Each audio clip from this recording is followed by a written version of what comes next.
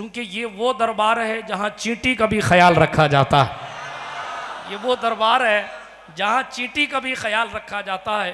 और ये सुल्तानुत तारिकीन की चौखट है। बड़े बड़े अल्लाह वाले, अभी फिरोज अशरफी साहब मेरा पिछले साल का कलाम पढ़ रहे थे, वली खुद आते हैं करने गदाई मेरे सूफ़ी की। ये सुल्तानुत तारिकीन की चौखट है। ये अलग बात है कि इनका अपना एक मंशा और इनकी अपनी एक सोच। दुर्वेश न आ अस्त के मशहूर जहां अस्त, दुर्वेश आ अस्त के बेनामो निशां अस्त। ये इनकी ज़िंदगी है। इन्होंने कभी बादशाहों की तरफ भी तवज्जो न फरमाई। अल्तमश जैसा बादशाह भी अगर मुरीद होने के लिए आया तो सुल्तानुत तारिकीन ने उसे मुरीद ना फरमा कर इरशाद फरमाया, हम फ़कीरों को बादशाहों से क्या लेना देना है। दुनिया में बहुत अल्लाह वाले हैं, बेमिसाल अल्लाह वाले हैं, और हर फूल की अपनी खुशबू है। मैं किसी को अफजल व मफजूल बनाने की बात नहीं कर रहा, मगर मैंने जहाँ तक पढ़ा है सुल्तानुत तारिकीन सूफ़ी पाक वो शायद अकेली ज़ात है जो नजराने कबूल बिल्कुल नहीं करती। बड़े एहतियात के साथ बोल रहा हूँ, कभी नजराना कबूल नहीं करती। वो एक ऐसी ज़ात हज़रत सूफ़ी सरकार की। आज हम जिस दौर में जी रहे हैं, चुनाव का वक्त है, ये क्रिकेट का दौर है, हालात ऐसे हैं कि मेरी कौम का नौजवान ये भूल जाता है कि हमारे रिश्ते किसी से ऐसे जुड़े हुए हैं कि बरोज़े क़यामत उनके सामने हमें जाकर खड़ा होना है। हमारा उनकी चौखट पे अगर आना जाना है तो इस बात का कम से कम ख्याल रखा जाए कि हलाल और हराम का इम्तियाज रखा जाए। ये तरह तरह के एप्लीकेशंस, ये तरह तरह के जो है वो ऐप निकाल दिए गए हैं जिससे हमारी नौजवान नस्ल को हलाल और हराम का फ़र्क जो है भुलाया जा रहा है। हालांकि ये सूफ़ी सरकार की बारगाह है, यहाँ माले मशकूक का भी ख्याल रखा जाता। हराम माल तो बहुत दूर की बात है, और हराम वालों को क्या मिलेगा वो अल्लाह ही जाने कि कुछ मिलेगा कि नहीं मिलेगा। इसलिए कि सूफी हमीदुद्दीन का एहतियात इतना ज्यादा था कि अपनी सारी जिंदगी थोड़े से खेत में आप सब्जियां उगाते थे, ये इनका जरिया माश था, ये इनकी जिंदगी गुजारने का जरिया था। इनका थोड़े से खेत में सब्जी उगाते थे और उस सब्जी को अपने घर में लाकर इस्तेमाल करते थे।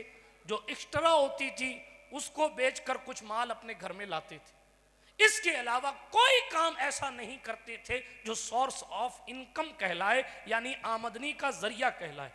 अल्लाह रब्बुल इज्जत जल्ल मजदूल करीम की रिजा के लिए, अल्लाह सुब्हानहू व तआला को राजी करने के लिए ख्वाजा हिंदुस्तान के फैजान से इनका दिल इतना रोशन हुआ कि कुदरत को राजी करने के लिए इन्होंने अपनी जिंदगी में रसूल पाक सल्लल्लाहु ताला अलैहि वसल्लम की शरीयत मुतहरा की पासदारी के लिए जी जान लगाई। बल्कि कुरान ने कहा इन्हीं मुकद्दस लोगों का इस आयत करीमा का इन मुकद्दस लोगों पर इतलाक होता है, वनहन नफ्स अनिल हवा फ़इन्नल जन्नत हियल मावा। वो लोग जो नफ्स को ख्वाहिशात से रोक लेते हैं, अल्लाह फरमाता है फिर उनका ठिकाना जन्नत है, फिर उनका ठिकाना जन्नत है। और नफ्स की क्या बात की जाए, सुल्तानुत तारिकीन तो उस मुकद्दस ज़ात का नाम है जहां नफ्स वाले आकर भी अपने मैले कुचेले दिल को भी रोशन करके जाते। कुरान ने कहा इन औलियाउहु इल्लल मुत्तकून, अल्लाह के वली लुग़वी तर्जुमा करूं, नहीं होते उसके दोस्त मगर वही जो मुत्तकी हैं। हाँ, यानी उसका दोस्त, अल्लाह का दोस्त वही होता है जो तकवे वाला है, जो परहेजगारी वाला है। आप किसी भी महफिल नात में या किसी भी महफिल मनक़बत में या किसी भी महफिल में जाएं और जाकर आप ये सोचें कि नहीं मैं बिल्कुल फैज़ान से माला माल हो गया और हलाल और हराम का फ़र्क भूल के, मैं आज इस सरकार सूफ़ी के उर्स से सिर्फ एक पैगाम देना चाहता हूँ। मेरे जो भाई, मेरे जो यहाँ आने वाले दोस्त अगर इस तरह की किसी बीमारी में मुलव्विस हैं तो खुदारा आज सूफ़ी के दरबार से पलटने से पहले इस गुनाह से तौबा करके पलटना। ये सूफी सरकार का दरबार है, यहां बड़े बड़े बादशाह भीख ले आते हैं और सुल्तान मोहम्मद तुगलक जैसे लोग रोजा बनाने की इजाजतें मांगते हैं, लेकिन हरगिज बादशाहों को इजाजत नहीं मिलती। तब जाके वो तुगलक ने वहाँ इतनी दूर दरवाज़ा बनाया था। हमने अपने बड़ों से सुना है, कहीं पढ़ा तो नहीं। गौसुल आलम तारिकुस सल्तनत कुतवतुल कुबरा महबूब यज़दानी मीर कबीर सुल्तान सैयद मोहम्मद औहदुद्दीन मखदूम सैयद अशरफ जहांगीर समनानी मखदूम कछौछा जब बारगाह सुल्तान तारिकीन में आते थे तो कई कदम दूर खड़े होकर फातिहा पढ़ते। वो मखदूम पाक जो नदी के पानी को टखनों से ऊपर ना आने दें, जो बनारस के बुतों को चला दें, जो मौलाना गुलखनी के लिए मूर्तियों से बात करवा दें, जो जादू से किसी को अगर गाय बना दिया गया हो तो जादू करने वाली खातून को एक जबान से सूअर कह दे तो वो खातून सूअर हो जाए। इतनी अजीमुल मर्तबत जात जब बारगाह सूफी में आती है तो सर झुकाकर हाथ बांधकर खड़ी होती है। मेरी औकात क्या है कि मैं सुल्तान तारिकीन की बारगाह में मनकबत के अल्फाज कहूं। ये तो शहंशाह की ये करम नवाजी है कि आपको यहां बैठने की इजाजत दी है और मुझे यहां खड़े होने की इजाजत दी, वरना अल्तमस जैसा वली जिस चौखट पर भिखारी बनकर आए उसको भी लौटा दिया जाता है। तो हमारा शुमा की औकात क्या है। हजरत शेख बहाउद्दीन ज़करिया मुल्तानी, पूरा मुल्तान पूरा है ना नागौर में, उन्हीं मुल्तान वालों के नाम से मुल्तान पूरा है। लेकिन उनसे मुबाहिसा किस बात पर होता था। हजरत बहाउद्दीन मुल्तानी कहते हुजूर नजराना ले लिया कीजिए और कबूल करके अगर नहीं इस्तेमाल करना है तो किसी को बांट दिया कीजिए। सूफी सरकार फरमाते थे बहाउद्दीन अगर बांटना ही है तो खुद कमा के बांटो ना, नजराने बांटने की क्या बात कर रहे हो। इस तरह के मामलात आप सोचिए इस जात सतूदा सिफात की फिक्र कितनी ऊंची थी। और फिर इसी पर वाकया है मशहूर सा कि हज़रत बहाउद्दीन मुल्तानी रज़ियल्लाहु ताला अन्हु ने फिर जनाबे वाला पैसे भेजे थे ताकि देखें कि वो सूफी साहब वहाँ बैठते हैं, शायद उनको कोई नजराना देने वाला नहीं होगा, इसलिए सरकार सूफी ऐसा कहते हैं। उन्होंने पैसे भर के भेजे, एक संदूक भर के मुल्तान से, और कहा ले जाओ अपने खादिम से कहा सुल्तान तारिकीन की खिदमत में बहाउद्दीन मुल्तानी की तरफ से नजराना पेश कर दें।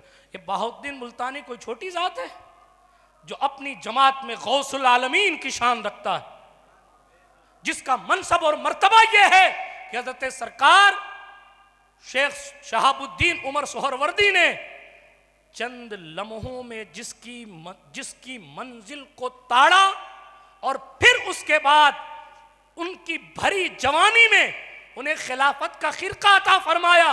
ये वो बहाउद्दीन मुल्तानी हैं जिनकी शान के बारे में बाकायदा ये रिवायत मौजूद है कि इन्होंने ख्वाब देखा था। हजरत शेख बहाउद्दीन मुल्तानी ने ख्वाब देखा कि हुजूर सल्लल्लाहु अलैहि वसल्लम तशरीफ लाए और बहुत सारे खिरके टंगे हुए हैं, बहुत सारे जुब्बे टंगे हुए हैं। आपको समझाने के लिए, खिरका समझाने के लिए कह रहा हूँ, टंगे हुए।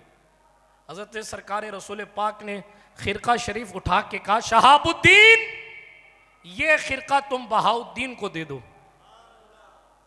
ख्वाब में देखा, फजर की अजान हुई या तहज्जुद का वक्त हुआ, उठ गए।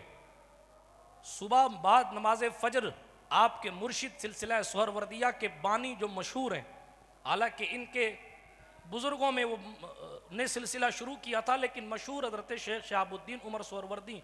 तवज्जो है आपकी। हजरत शेख सोहरवर्द रज़ियल्लाहु ताला अन्हु की शान ये कि उन्होंने सुबह बाद नमाज फजर बुलाया और बुलाने के बाद हजरत सरकार बहाउद्दीन क्या देखते हैं, जैसा मैंने ख्वाब में देखा था कि खिरके लटके हुए हैं, हुजूर बैठे हुए हैं और हजरत शहाबुद्दीन उमर सोहरवर्दी भी हाजिर खिदमत हैं। अब आए, जब पीरो मुर्शिद ने बुलाया तो देखा मंजर वैसा ही है जैसा ख्वाब में देखा था, बस फर्क इतना है जहां हुजूर बैठे थे ना ख्वाब में, वहां उनके पीरो मुर्शिद हजरत सरकार शहाबुद्दीन सोहरवर्दी बैठे। और फिर जिस खिरके पर रसूल पाक ने अपना दस्ते करम रख के या इशारा फरमा के कहा था शहाबुद्दीन ये खिरका बहाउद्दीन को देना, वही खिरका उठा के हजरत सरकार बहाउद्दीन मुल्तानी को दिया गया। ख्वाब देखा था बहाउद्दीन ने, खिरका दे रहे हैं शहाबुद्दीन और फिर खिलाफत का खिरका अता फरमा। लोगों ने कहा हुजूर हम इतने सालों से यहां बैठे हैं, हमें खिरका नहीं दिया गया, इस 16 साल के लड़के को खिरका दे दिया गया। हजरत सरकार शेख शहाबुद्दीन सोहरवर्दी ने कहा ये कुछ मेरा होता तो मैं दे देता तुमको, ये तो मदीने की सरकार ने कहा है कि ये बहाउद्दीन को दो तो दे रहा हूं। ये बहाउद्दीन मुल्तानी का लेवल है, उनसे गुफ्तगू हो रही है सूफी हमीदुद्दीन की। वो बहाउद्दीन मुल्तानी कहते हैं अगर आप नहीं किसी का माल इस्तेमाल करना चाहते कबूल कर लीजिए, किसी को तोहफे में दे दीजिए। उलमा बैठे हैं, इनसे पूछिए, मसला है शरीयत का, अगर किसी ने हराम माल कमा के जमा किया है तो उसको अगर सवाब की नीयत से खर्च करेगा तो बसा औकात बाज औकात वो काफिर हो सकता है। इसीलिए फुकाहा ये फतवा देते हैं, मैं तो कम पढ़ा लिखा शख्स हूं, लेकिन फुकाहा ये फतवा देते हैं कि जो माल हराम जमा किया है उसको सवाब की नीयत के बगैर किसी को दे दे, सवाब की नीयत नहीं कर सकता। तो मसला बताया मैंने आपको, तो गुंजाइश तो माले हराम में भी है कि आदमी उस पर सवाब की नीयत नहीं करे वरना वो गुनहगार होगा, लेकिन अब है पास में तो किसी और को दे दे, ये ना सोचे कि कयामत में कुछ मिलेगा, लेकिन दे तो उसको भी सकता है अगरचे बगैर सवाब की नीयत के दे रहा है। लेकिन सूफी साहब का तकवा देखें आप, फरमा रहे मैं नजराने का माल भी नहीं देता किसी को, लेता ही नहीं हूं तो दूंगा क्या, तोहफा यूं देना चाहिए यूं देता हूं। लेकिन अल्लाह समद, हजरत बहाउद्दीन मुल्तानी ने नजराने का बॉक्स भेजा, आपको समझाने के लिए कह रहा हूं। सूफी सरकार के दरबार यहीं कहीं बैठे रहे होंगे सूफी साहब उस वक्त, आपने जुमला जाये कर दिया, यहीं कहीं बैठे रहे होंगे। आप जहां बैठे हैं ना, यहां कभी इसी गलियों में हजरत पीर पठान शाह सुलेमान घूमने आते थे। आप जहां बैठे हैं ना, यहां सुल्तान शमसुद्दीन अल्तमश जैसे लोग खैरात लेने आते थे। आप जहां बैठे हैं महबूब इलाही इन गलियों को याद करते थे। आप जहां बैठे हैं अलाउद्दीन साबिल करजरी इस गली के शहंशाह और इस इलाके के शहंशाह को याद करके मचलते थे।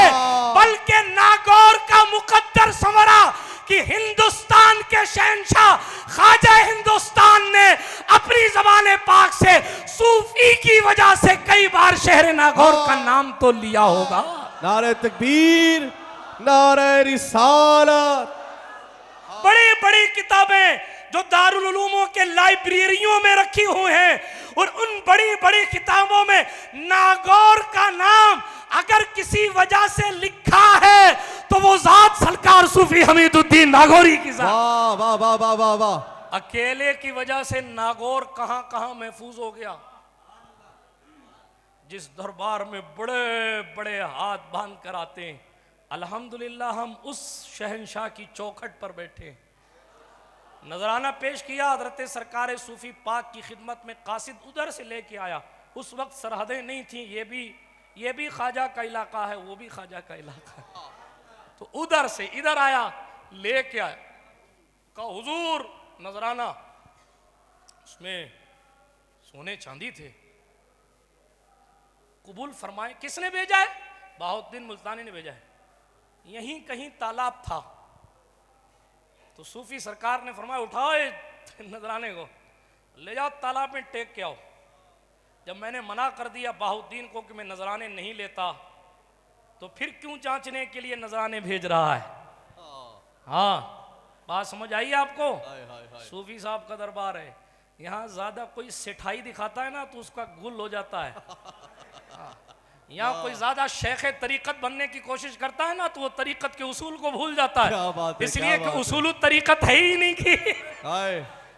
इनकी किताब उसूल तरीकत है। मैंने पिछले साल अर्ज किया था ना, हजरत फरीदुद्दीन चाक पर्रा से हजरत निजामुद्दीन महबूब इलाही ने कहा था कि कोई आपके दादा की किताब हो तो लाइए, तो महबूब इलाही के सामने उसूल तरीकत पेश की गई थी।